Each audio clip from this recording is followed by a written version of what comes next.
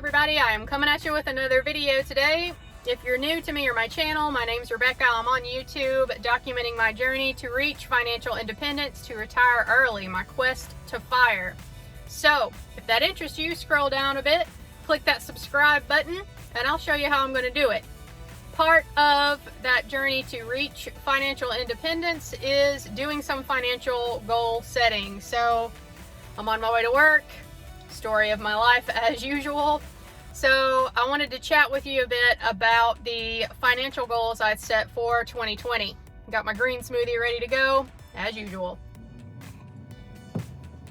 Now, I know we're only a couple months in to 2020, but if you saw my budget review for February, then you know how awful February was for me. I had a huge medical bill that I had to handle. So how is this going to affect my goals that I set for myself in 2020? When I did my financial goal setting for 2020, I only set goals for myself for the first 6 months because there's a lot of unknowns in life right now.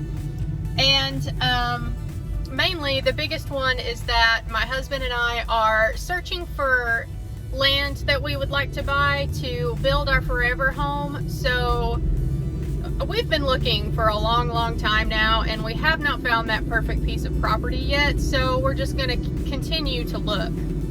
But, you know, if we find land and want to sell the home that we're in and build another home, that is a huge financial undertaking no matter how you shape it. So if that were to happen, then I mean, I could set goals all day long, but if we get that ball rolling, then that's going to change the way things are. So I only set goals for the first 6 months of 2020 for myself, and they're subject to change, which they kind of have to change. Not because we found land, but because I had that big medical bill come up. So to review what my goals were that I had set for 2020, in January, first month, I wanted to do a no spend, and that was a resounding success. It wasn't absolutely perfect. I did do a small $2 super chat before I even realized that I was breaking my no spend doing it, but oh well, that happens.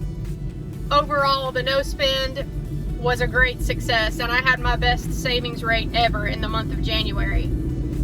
The second goal that I had set for myself was by the end of February, I wanted to have the high yield savings account that I had been working on for months to build up to about $4,000. I wanted to finish that. I wanted to get it maxed out at $4,000 to meet my goal by the end of February.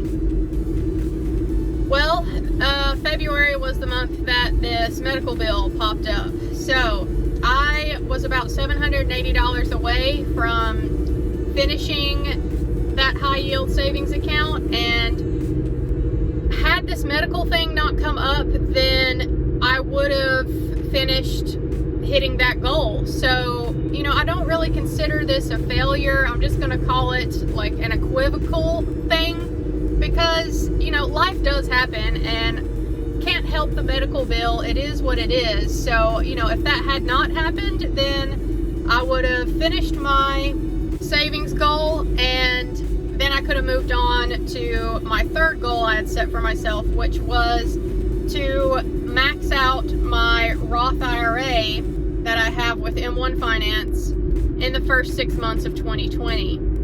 That was all of the financial goals I had set for myself. I didn't want to go too far out in case things changed. So with that giant medical bill, where do I currently stand? Well, I'm going to have to start over with that high yield savings account that I have with Betterment and try to get it back up. So, and I'm actually going to change it a little bit. You know, I had a goal of $4,000, and the purpose of that account was supposed to be so that we could have extra cushion money to get projects done around the house, make it a little bit more presentable, get it ready for sale if and when we do find land to purchase. And it ended up going to that medical bill instead. So lesson learned, it's kind of good to have an emergency fund in case you need it. And with that in mind, I think what I'm going to do is start back over on that high yield savings account, but I am going to set a goal to get it up to $5,000, not $4,000. I think I will just feel a little bit better having just a slightly larger cushion, just in case anything like this were to happen again in the near future. You know, hopefully not, but you never can tell. How soon will I be able to accomplish that $5,000? I really don't know, y'all. Honestly, I'm thinking I might be able to do it by the end of April. April is a 3 paycheck month for me. Furthermore, in March, I have already signed up to work a lot of overtime. So that will definitely help. Also, you know, I did recently get a pretty good pay raise at my job. I got a 7.7% increase in my rate of pay. So that's also helpful. You know, if more money's coming in, then I can reach these financial goals faster. So I definitely plan to have that account up to $5,000 by the end of April. That's the goal I'm going to set for myself. However, we do have one project that we've decided we want to do with that money for the house, and I'm not sure exactly how much it's going to cost us. We do need to get some estimates and some quotes, get some people in to take a look at our driveway. We've decided that we want to get the driveway paved. Now, originally, we decided that we were just going to re-gravel it and be done with it. You know, since we intend to sell the home, and actually our realtor suggested to us to gravel it instead of doing pavement or concrete, because gravel is cheaper, and you know, they say if you're going to work on your home to sell it, you really ought to work on kitchens and bathrooms, because that's what sells homes. So that's what she suggested to us. But as long as it is taking us to find land that is just perfect for me and my husband to build our forever home, y'all, it may be that we will still be in our house a couple years from now. And truly, ever since I bought that house in 2014, the gravel driveway has been a headache. We just live in a really fertile area of Western North Carolina, I guess, but we are constantly battling grass growing up in the driveway. And if we can just pave it, then we would have that headache be gone until we sell our home and move out. And that would be one thing that would save us a whole lot of trouble, and to us it would be worth it. So part of that $5,000 is going to go to that project. It may be that it takes the entire $5,000 to do that. I really hope not, but we'll see. As soon as we get some people in to give us quotes, I'll let y'all know what they say. The whole purpose of saving up that $5,000 was to work on home projects. So, you know, if that's what it takes, then that's what it takes. One thing that will also help us achieve that $5,000 goal faster is, actually found out today when I'm filming this, that we are going to get a little bit back on our tax return. Now, I usually err on the side of safety when it comes to taxes. I would rather get some back than end up having to owe.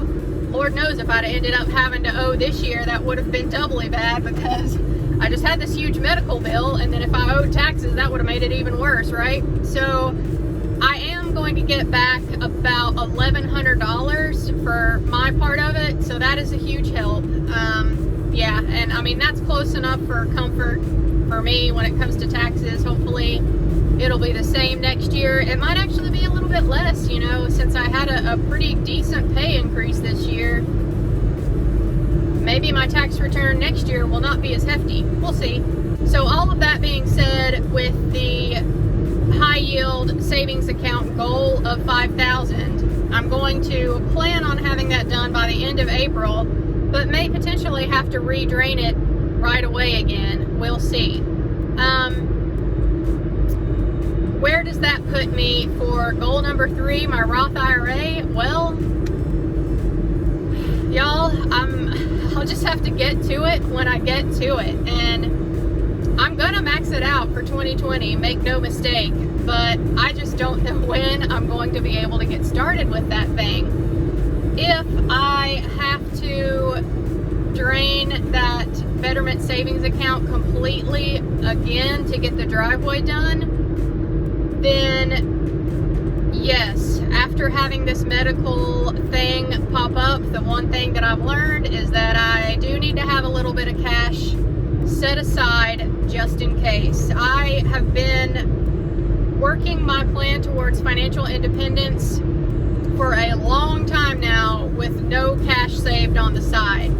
Any type of small emergency that thankfully I did not have, but anything that would have come up, I could float on a credit card and get it paid off before interest accrued, because I have paid off enough of my debts now that I actually have some margin in my budget from month to month, so I can cash flow small things that come up.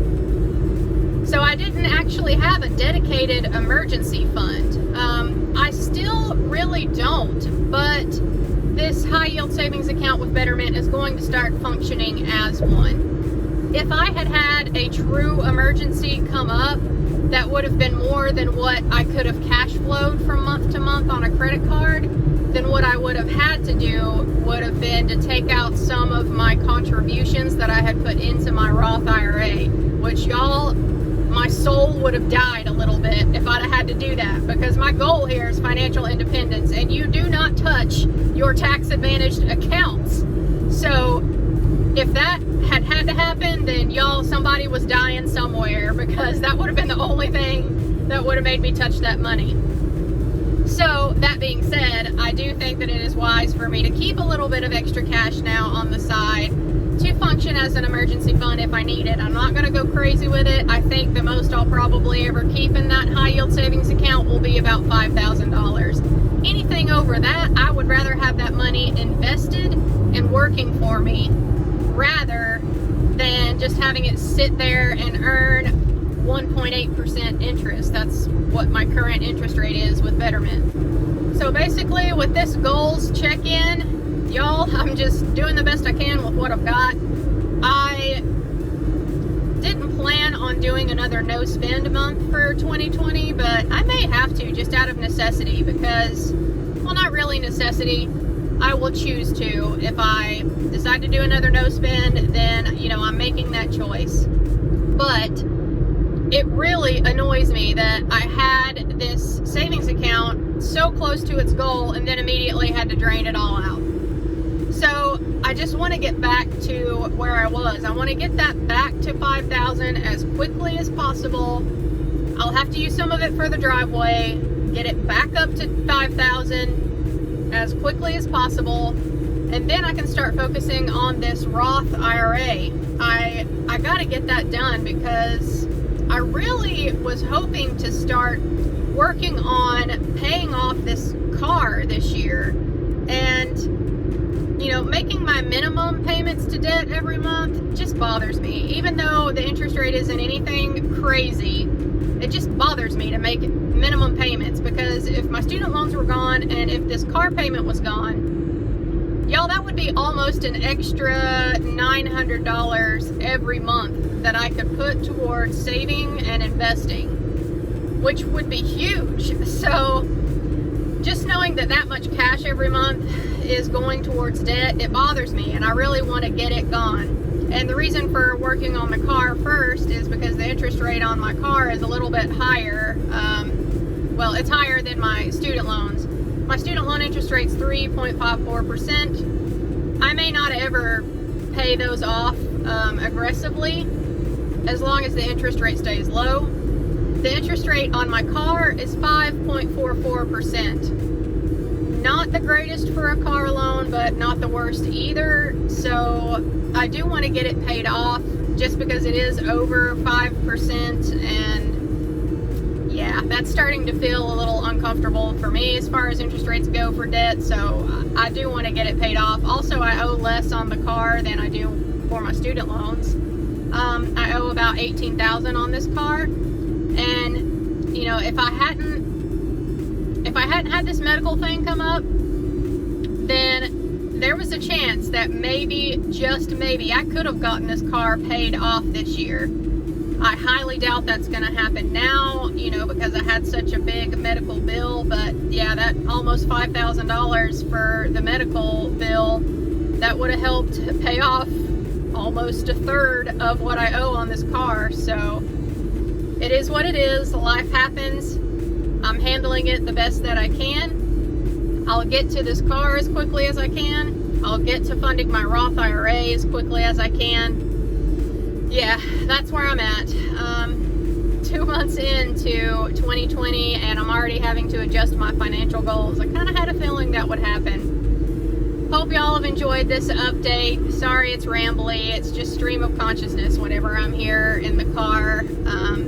I hope your 2020 is going well. If you missed my actual goal setting video that I made, I will link it right here for y'all to check out. I'll catch y'all in the next one. Thanks for watching. Bye.